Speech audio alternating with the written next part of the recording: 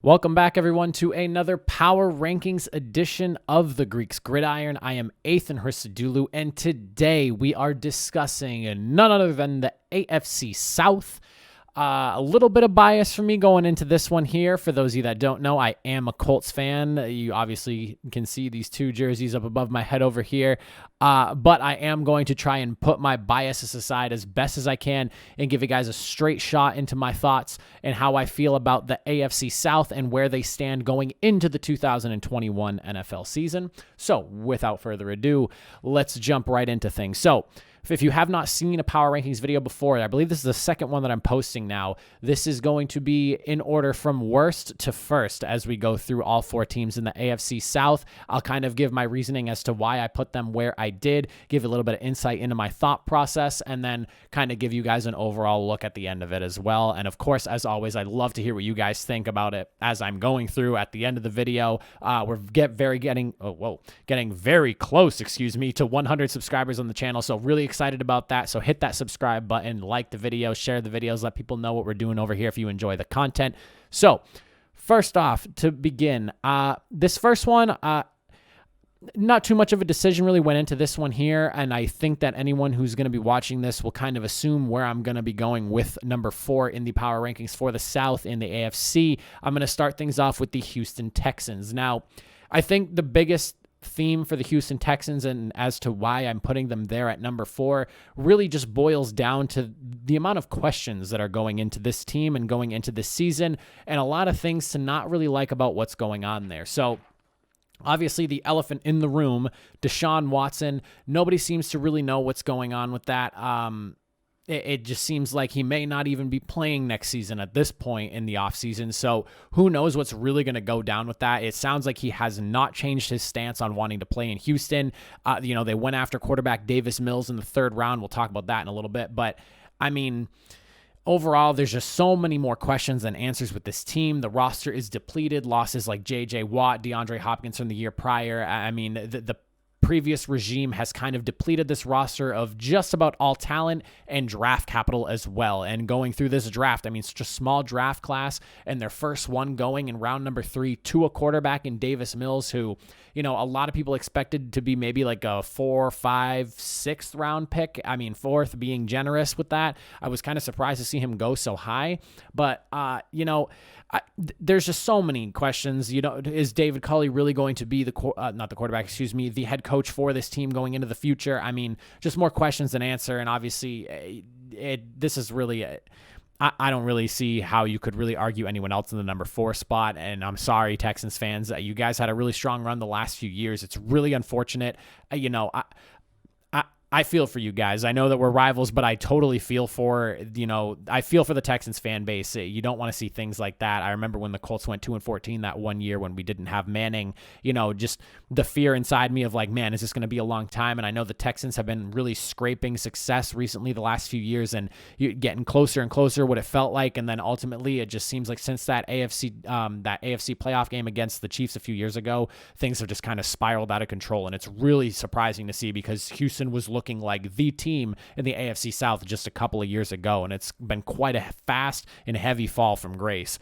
Now, going into the number 3 spot, this one, I think this is a really good spot for these guys, up-and-coming team. They just got their quarterback of the future in Trevor Lawrence. I think that Jacksonville fits very nicely here at number 3. As far as like numbers 4 and 3 went, I didn't really think too much into them. This was kind of how I expected this to like kind of shake out even when I started the pre-planning for this episode.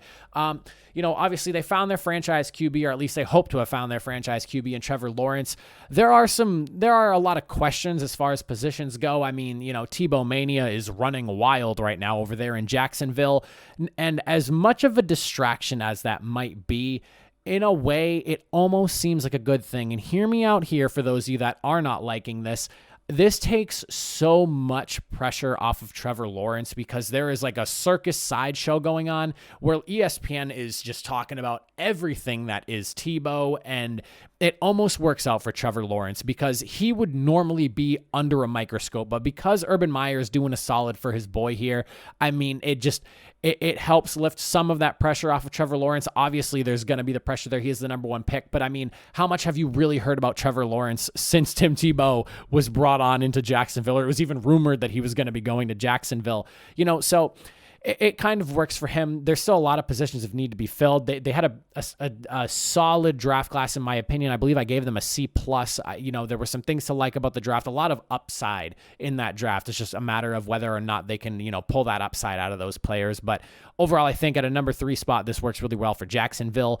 Now, going into picks number 2 and number 1, this is where I really struggled the most because I'm trying to, be an unbiased Colts fan here, grading my own division as a fan. And on top of that, there's, the Titans just won the division last season, so give credit where credit is due.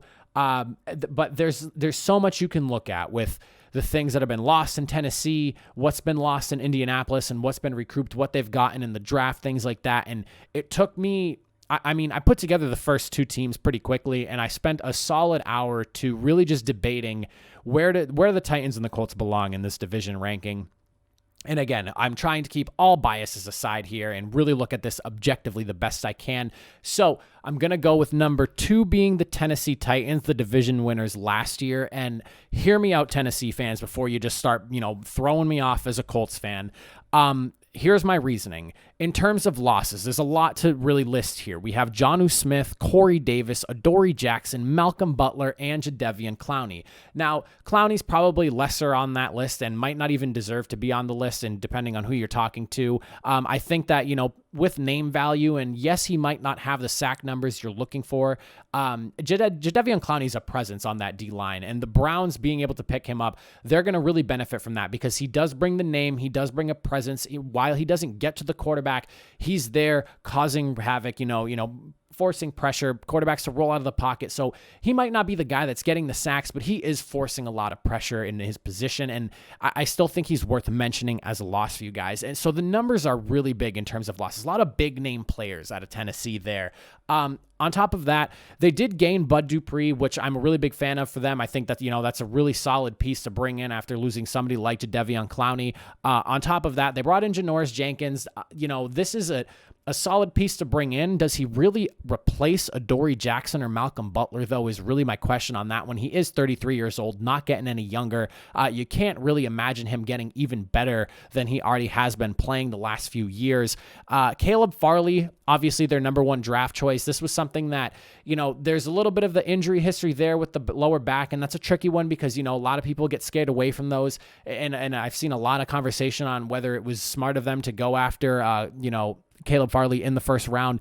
I'm hoping that this is a non-issue. I did a little bit of research into his injury stuff just to make sure I really understood it before I added this into it. And from what it sounds like, it doesn't seem like it's much of a concern for the team.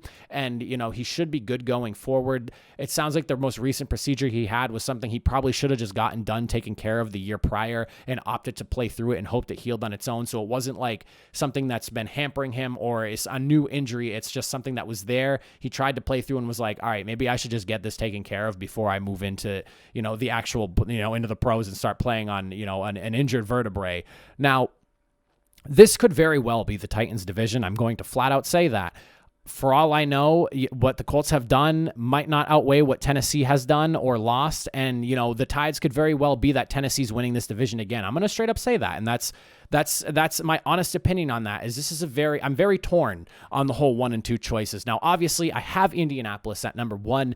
The reasonings for it is, should all go, and this is all speculation at the end of the day, but should all go well, Carson Wentz should be an upgrade over Phillip Rivers in terms of mobility, arm strength. If he's not the broken man that the NFL has tried to paint him, or the media per se has tried to paint him over for the last few, months, and honestly last year at this point now, since this past season started, this should be good for Indianapolis. You get a young quarterback who at one point was playing at an MVP caliber level. And for me, I'm going to be honest. I was not high on the Carson Wentz signing initially, or trade initially. I was all for the Colts going after somebody like Matthew Stafford. I wanted, the big arm power quarterback, who can launch the ball. One of the strongest arms in the league is what Matthew Stafford's coming along with here. I wasn't really sold on the Carson Wentz thing, but having seen him in interviews and hearing what Indianapolis has to say about him, and I look at the Eagles as an organization that's really struggling right now as a whole to really kind of pick up the pieces and reset a culture that has seemed to have been lost in Philly. I want to say it was more Philadelphia than Carson in that case, so that's kind of how I'm looking at that.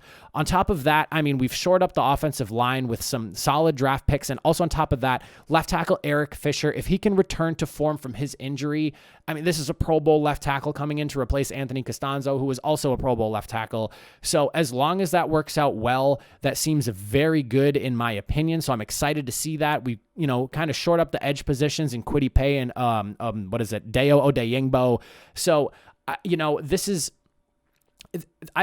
my reasoning for this ranking, essentially the way it's set out here, is not because I'm a Colts fan or anything like that, but more so just there was a lot of losses in Tennessee, and it seems like Indianapolis did a really good job of keeping all of their core players. We've lost like Anthony Walker, Danico Autry, and Justin Houston as the main pieces of loss. And, we brought in a lot of really good talent and, potential upside with some players. Dayo might not even play this year, but down the road, he was, a lot of people saying, a potential first or second rounder if he did not have his injury. So things are looking really good for Indianapolis, and things are still looking good in Tennessee. Again, do not get me wrong. This is more like a 1A, 1B type deal, and because of the sake of just ordering the list, I put Colts at number 1 and Tennessee at number 2, but Tennessee has a very strong case for being the best team in this division, and they could very well be that number 1 team sitting with 11 or 12, maybe even 13 wins if things really go out well. And, we might even be hearing, and this is being recorded on the 31st of May, so I'll just say that right now, in the next couple of days, if Julio Jones end up getting traded to Tennessee, I would completely flip this right now, but because I'm recording it right now, I could very well be completely wrong about this. And if Julio Jones is in Tennessee, I would probably just give the number 1 spot to Tennessee right there. So it's this close. I'm not favoring one team or the other or anything like that. So I'm going to give credit where credit is due. Tennessee's looking very strong going into this next year, and I think that the Colts edge them out by a literal sliver. But that is my thoughts on the AFC South. I appreciate you all for listening. I would love to know what you guys think in the comment section down below. What are your thoughts? What are your rankings? Go ahead, fire them out. Discuss it. Let me know what you think. I would love to discuss it and hear your guys' opinions on why you would put certain teams where. Make sure to like, comment, share, subscribe, all that good stuff. But I am Athan Hristodulu. Thank you for watching my AFC South Power Rankings. I'll catch you guys next time.